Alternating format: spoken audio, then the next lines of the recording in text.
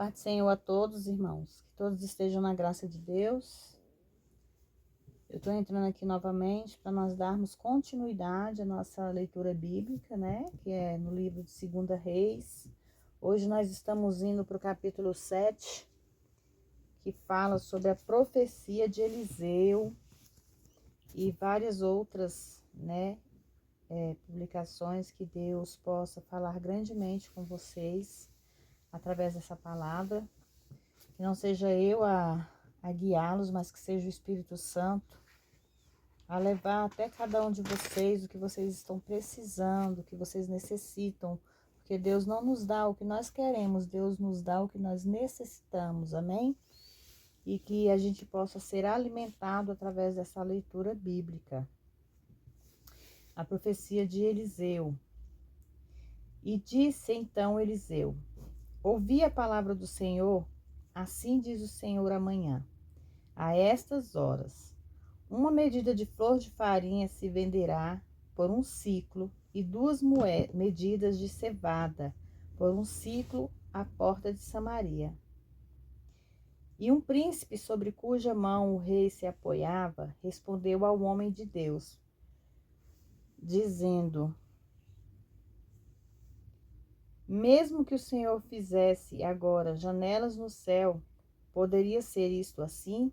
Então ele disse: eis que tu os verás com os teus olhos, mas não comerás disso.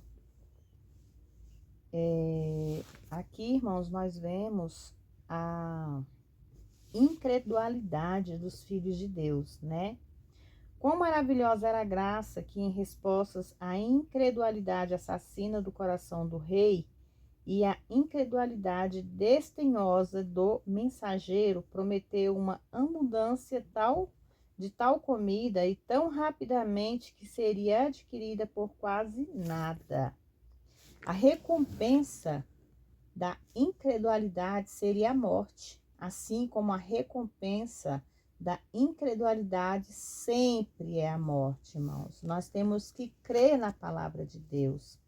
Aqui, quando a profecia de Eliseu profetizou que haveria alimentos para alimentar aquele povo, veio né, e o rei, e duvidou da palavra de Deus, duvidou que ali haveria, que naquele momento, naquele dia, né, naquela hora haveria aquele alimento para alimentar o povo.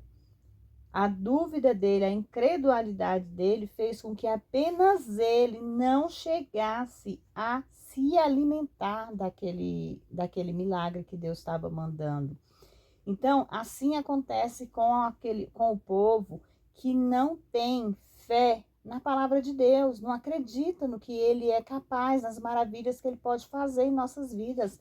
Nós temos que crer, nós temos que profetizar e acreditar que tudo que nós necessitamos, Deus pode sim trazer até nós, irmãos. Amém?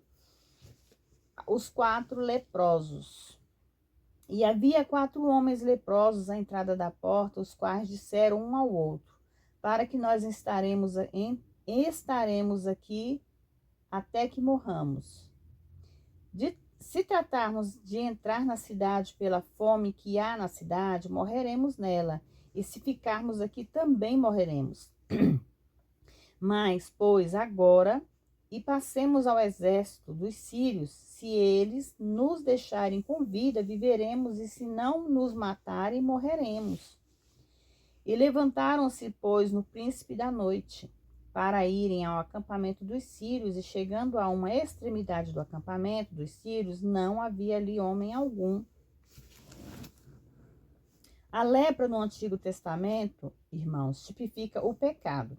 O horrível desespero foi tão que, aos olhos de Israel, um leproso estava sem esperança.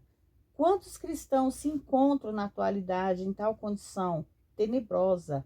Uma condição, irmãos, irmãs, que podemos adicionar tão desastrosamente que não há ajuda de nenhuma parte, a não ser de Deus. Entretanto, não há condição, mesmo que extrema, que Deus não possa mudá-lo. para que nós estaremos aqui, para que nós estaremos aqui até que morramos.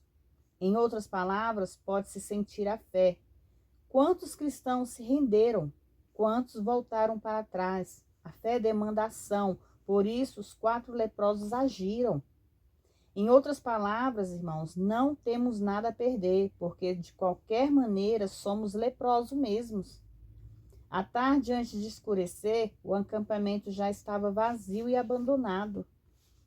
Então, a fé, né, daqueles 4 leprosos fizeram com que eles fossem salvos, né, irmãos? Porque eles não quiseram ficar parados ali para morrer. Eles quiseram agir, porque eles sabiam que a ação deles levaria eles em algo que faria com que eles tivessem a resposta. A confusão e a fuga dos sírios. Porque o Senhor fizera com que no campo dos sírios se ouvisse estrondo de carros, ruído de cavalos e barulhos como de um grande exército. E por isso diziam uns aos outros: eis que o rei de Israel pagou contra nós, os reis dos heteus e os reis dos egípcios, para que viessem contra nós. E por isso se levantaram e fugiram no princípio da noite, deixando-os das suas tendas, os seus cavalos, seus jumentos e o acampamento como estava, e tinham fugido para salvarem as suas vidas. E quando os leprosos chegaram à entrada do acampamento, entraram em uma tenda e comeram e beberam e tomaram dali prata e ouro e vestes e foram e os esconderam, e então voltaram, entraram em outra tenda, e dali também tomaram alguma coisa e foram e se esconderam.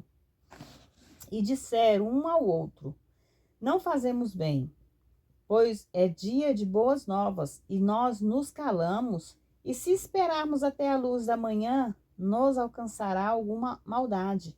Vamos-nos, pois, agora, e entremos e demos as novas à casa do rei. E vieram e brandaram os guardas da porta da cidade e lhes anunciaram, dizendo: nós fomos ao acampamento dos sírios, e eis que não havia ali homem algum, nem voz de homem, a não ser cavalos atados, jumentos também atados e tendas como estavam. E os porteiros saíram brandando e o declararam dentro do palácio do rei. E se levantou o rei de noite e disse aos seus servos, e vos declararei agora o que nós tem feito os sírios. Eles sabem que temos fome. Então saíram das tendas e se esconderam no campo, dizendo: quando tiverem saído da cidade, nós os tomaremos vivos e entraremos na cidade. Então respondeu um de seus servos e disse: tomem-se agora 5 dos cavalos que ficaram na cidade, porque eles são toda a multidão de Israel que ficou nela, e eis que eles também são como toda a multidão de Israel que pereceu. E enviemos e vejamos o que há. Tomando então 2 cavalos de um carro, e enviou o rei após o acampamento dos sírios, dizendo: ide e vede. E eles foram e os seguiram até o Jordão. E eis que todo o caminho estava cheio de vestes e equipamentos espalhados pelo caminho, que os sírios tinham lançado fora devido às pressas. E voltaram os mensageiros e os fizeram saber isso ao rei. Esses 4 leprosos, irmãos, eles agiram conforme a palavra de Deus. Um lugar faminto, um lugar onde pessoas estavam com fome, eles precisavam se alimentar. Eles foram até lá, eles conseguiram se alimentar, mas no momento do alimento, veio à mente deles que não só eles necessitavam daquele alimento, como também aquele povo que aguardava para se satisfazer. Em outras palavras, se fossem pessoas ruins, de coração mau, eles não haveriam de voltar para avisar o povo que haveria comida, haveria alimento. E é o que acontece no mundo de hoje, irmãos. Muitos, pela ganância, deixam outras pessoas padecerem.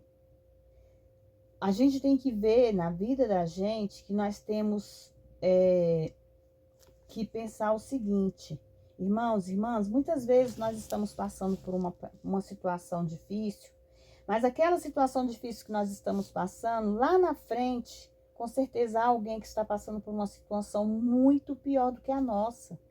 Então, enquanto nós tivermos vidas e tivermos a condição de ajudar, nós precisamos sim ajudar ao próximo.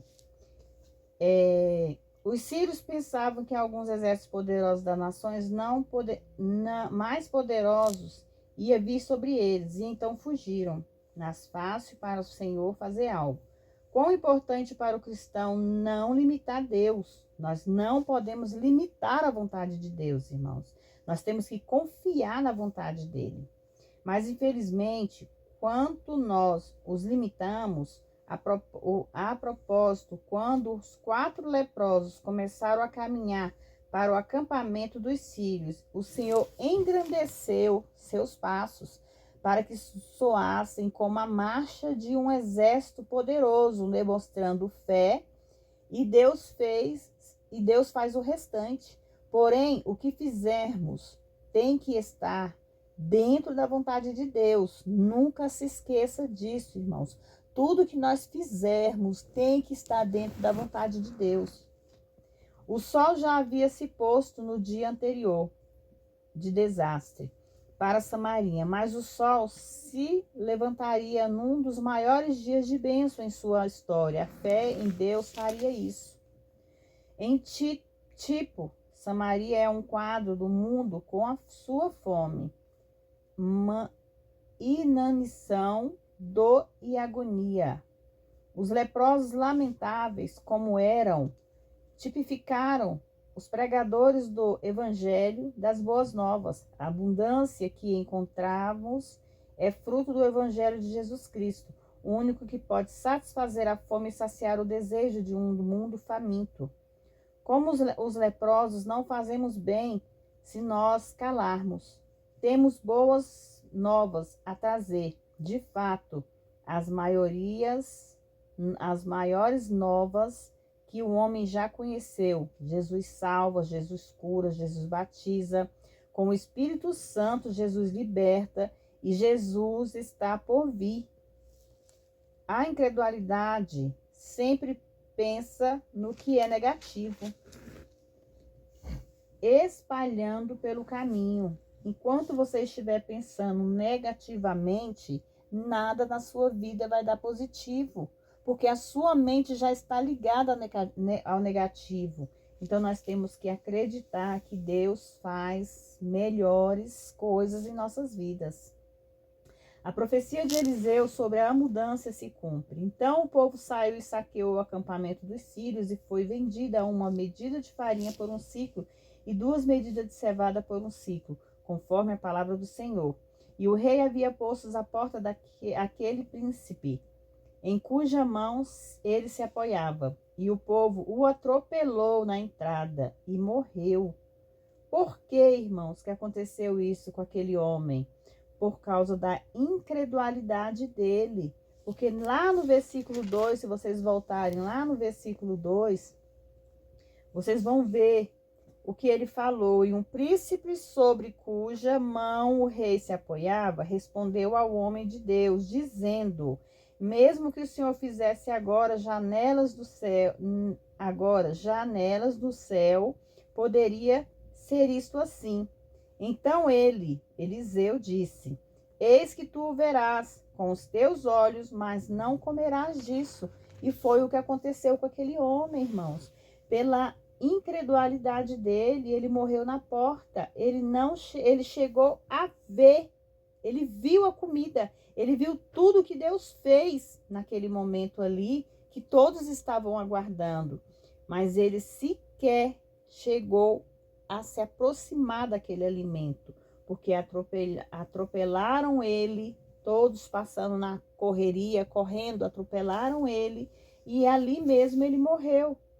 Tentando conseguir comida, o povo na sua ânsia de ir atrás da comida, simplesmente atropelou ele ali no portão mesmo.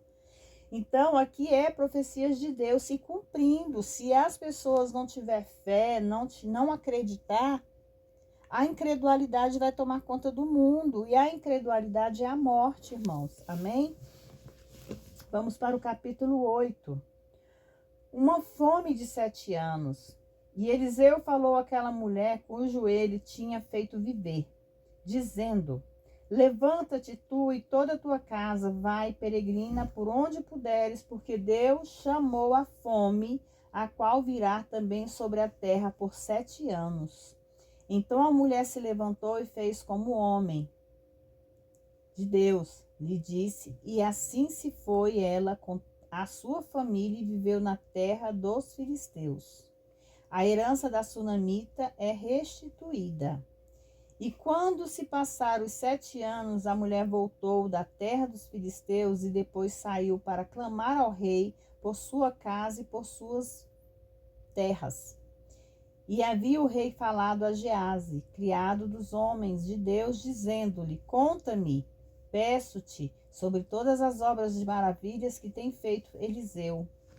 E contando ele ao rei como tinha feito viver um morto, e eis que a mulher cujo filho tinha feito viver, clamava ao rei por sua casa e por suas terras.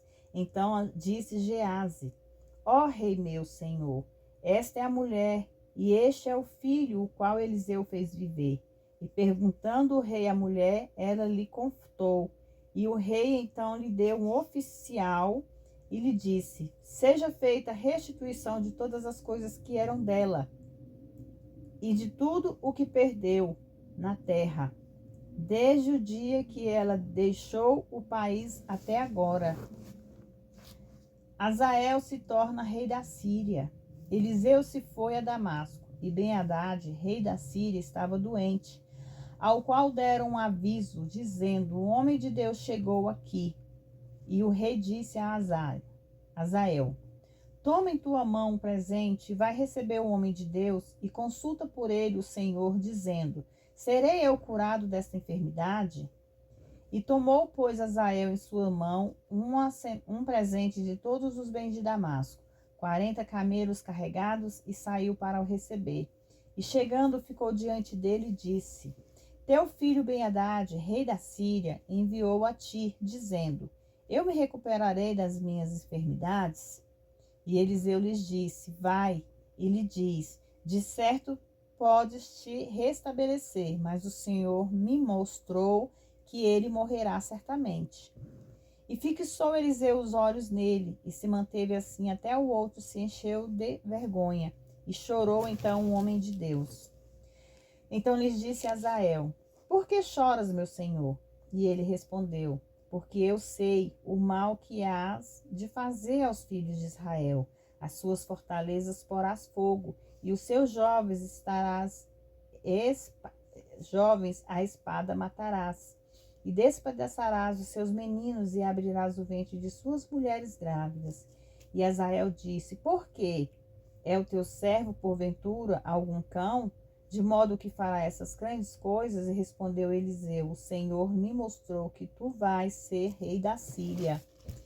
E ele se apartou de Eliseu e veio ao seu senhor, o qual disse: o que te tem dito, Eliseu? E ele respondeu: disse-me que certamente viverás. E no dia seguinte tomou um pano rugoso e o meteu na água, e o estendeu sobre o seu rosto, o de Ben-Hadad, e morreu, e reinou Azael em seu lugar. Jorão reina sobre Judá. No 5º ano de Jorão, filho de Acabe, rei de Israel, sendo Josafá ainda rei de Judá, começou a reinar Jeroão, filho de Josafá, rei de Judá. Tinha 32 anos de idade quando começou a reinar, e 8 anos reinou em Jerusalém. E andou no caminho dos reis de Israel, como fez a casa de Acabe, porque uma filha de Acabe foi sua mulher, e fez com que era mal aos olhos do Senhor. Neste versículo, irmãos, declaramos o resultado do pecado de Josafá, quando a sua união com Acabe e com essa família má. Com isso tudo, o Senhor não quis cortar Judá, por amor de Davi, seu servo, como lhe havia prometido, que lhe daria uma lâmpada a seus filhos para sempre. Durante os seus dias se rebelou Edom de debaixo a mão de Judá, e puseram um rei sobre si. Então Jeroão passou-se daí, e todos os seus carros com ele, levantando-se à noite, feriu os edomitas, os quais tinham cercado, e aos capitães dos carros, e o povo fugiu para suas tendas. Entretanto, Edom continuou rebelado de sob a mão de Judá até hoje, e além disso, Libina no mesmo tempo também rebelou-se, tudo como resultado do pecado.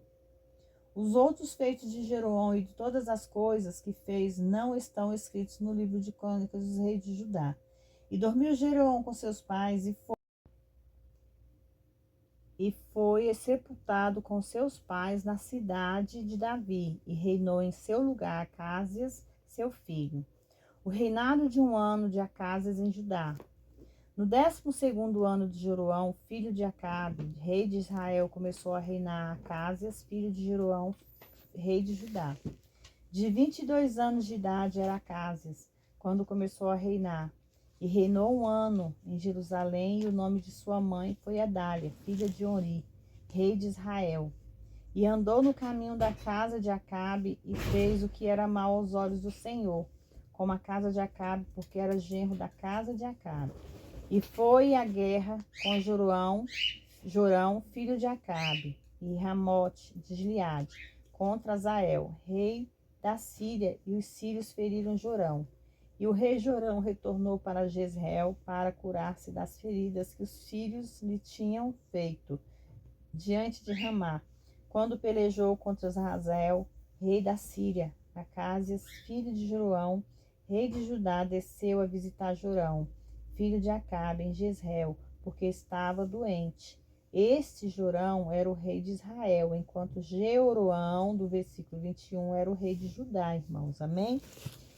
Irmãos, nós vemos aqui, né, como é que é a desobediência do ser humano, né? Nós vemos que o reinado desses reis que não fizeram a vontade de Deus foram poucos.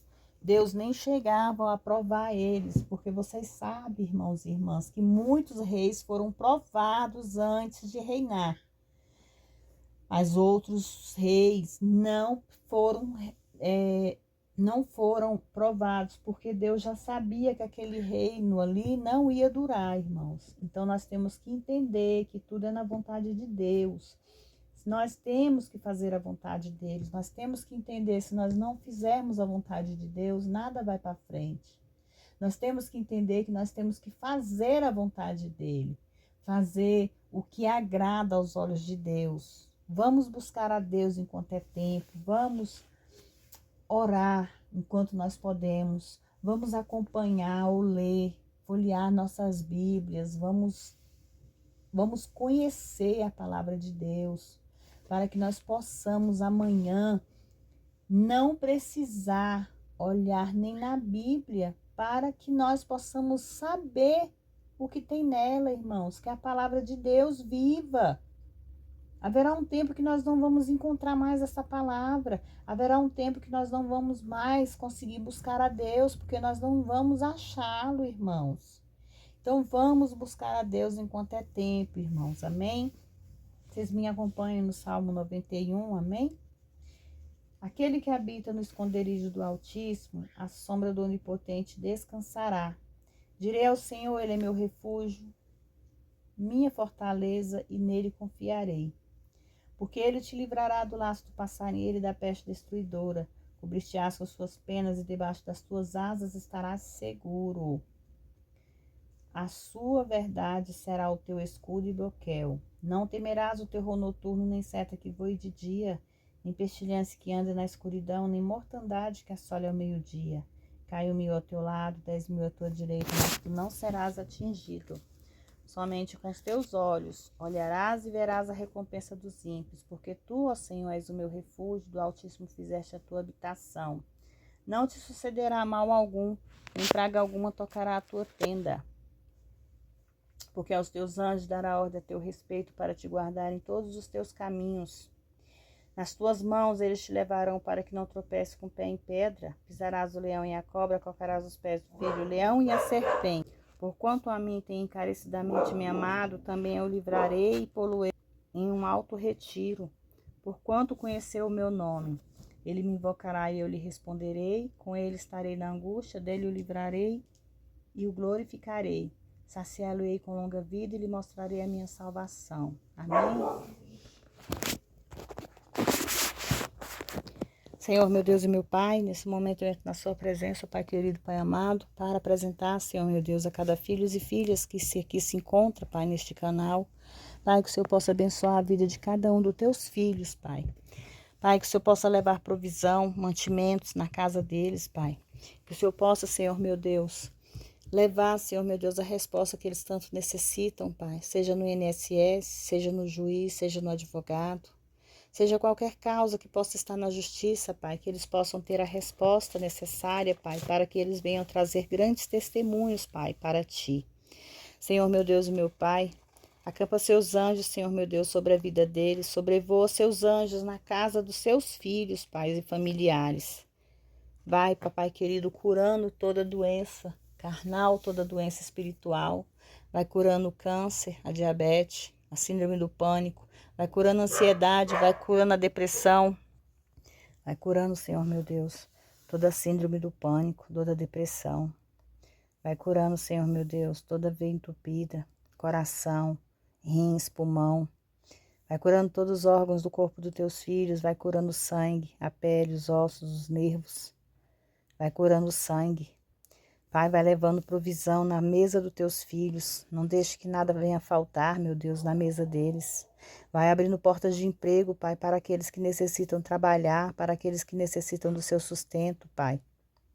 Oh, Deus maravilhoso, abre portas, Pai, que nós sabemos que as portas que o Senhor abre, ninguém fecha, e as portas que o Senhor fecha, ninguém abre, Pai.